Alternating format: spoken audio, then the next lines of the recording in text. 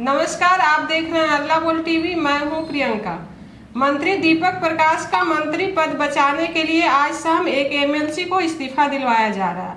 कौन है वो एमएलसी, आइए जानते हैं हल्ला बोल टीवी के संपादक दीपक शर्मा से। एमएलसी का नाम देवेश कुमार है। प्रियंका, देवेश कुमार से आज शाम 4 बजे इस्तीफा दिलवाया जा रहा है। देवेश कुमार इसलिए आज शाम 4 बजे एमएलसी से इस्तीफा दे रहे हैं ताकि मंत्री दीपक प्रकाश के लिए सीट खाली हो और मंत्री दीपक प्रकाश जो उपेंद्र कुशवाहा के बेटे हैं उनको एमएलसी बनाया जा सके ताकि उनका मंत्री पद बच जाए। तो बिहार की राजनीति में बड़ी खबर आ रही है। पंचायती राज मंत्री दीपक प्रकाश, जिनका मामला सुप्रीम कोर्ट पहुंच गया है और सुप्रीम कोर्ट ने बिहार सरकार से पूछा है कि कैसे बिना किसी सदन के सदस्य रहे दीपक प्रकाश मंत्री बने हुए हैं। इसके बाद उनका मंत्री पद बचाने के लिए एक एमएलसी से इस्तीफा दिलवाया जा रहा है। खबर आ रही है कि आज शाम 4 बजे विधान परिषद के सभापति से मिलकर देवेश कुमार अपना इस्तीफा दे देंगे और देवेश कुमार अपना इस्तीफा देंगे। उसके बाद इस सीट पर, ये जो सीट खाली होगी, इस सीट पर चुनाव होगा और यहाँ से दीपक प्रकाश को बिहार विधान परिषद की सदस्यता के लिए चुनाव लड़ा दिया जाएगा, एमएलसी के लिए चुनाव लड़ा दिया जाएगा और उन्हें एमएलसी बना दिया जाएगा। इससे उनके मंत्री पद पर बने रहने का को लेकर जो संवैधानिक संकट खड़ा हो गया है वो संकट खत्म हो जाएगा। पिछले दिनों दीपक प्रकाश को एमएलसी चुनाव लड़ने का मौका नहीं मिल पाया था। भारतीय जनता पार्टी ने शर्त रख दी थी कि दीपक प्रकाश तभी एमएलसी बनेंगे जब वे भारतीय जनता पार्टी के सिंबल पर चुनाव लड़ें और इसे उपेंद्र कुशवाहा ने स्वीकार नहीं किया था। भारतीय जनता पार्टी ने उपेंद्र कुशवाहा को अपनी पार्टी मर्ज करने का प्रस्ताव दिया था, उपेंद्र कुशवाहा ने इसे भी स्वीकार नहीं किया था।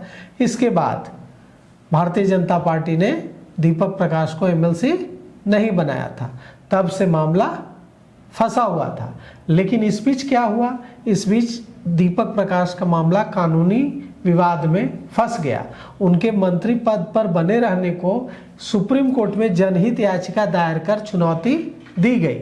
सुप्रीम कोर्ट में जनहित याचिका दायर की गई और याचिका में कहा गया कि दीपक प्रकाश न तो बिहार विधान सभा के सदस्य हैं न बिहार विधान परिषद के सदस्य हैं और बिना किसी सदन के सदस्य रहे वे मंत्री बने हुए हैं और वो भी 6 महीने से ज़्यादा का समय हो गया है। ऐसे में उन्हें एक बार पहले मंत्री बनाया गया नीतीश कुमार कैबिनेट में और फिर सम्राट चौधरी कैबिनेट में उन्हें मंत्री बनाया गया। तो इस पर सवाल उठाया गया है। संविधान के अनुच्छेद 164(4) से जुड़ा हुआ मामला है ये।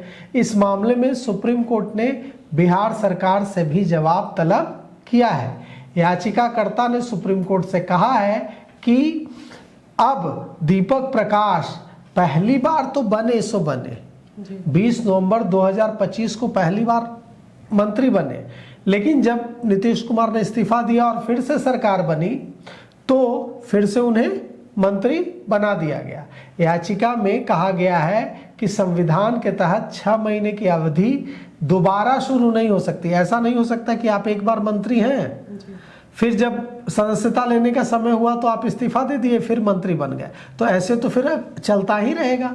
जब 5.5 महीना पूरा होगा इस्तीफा दे देंगे, फिर से मंत्री बन जाएंगे, फिर 5.5 महीना पूरा होगा, तब तक फिर बनने की जरूरत ही नहीं है एमएलसी या एमएलए।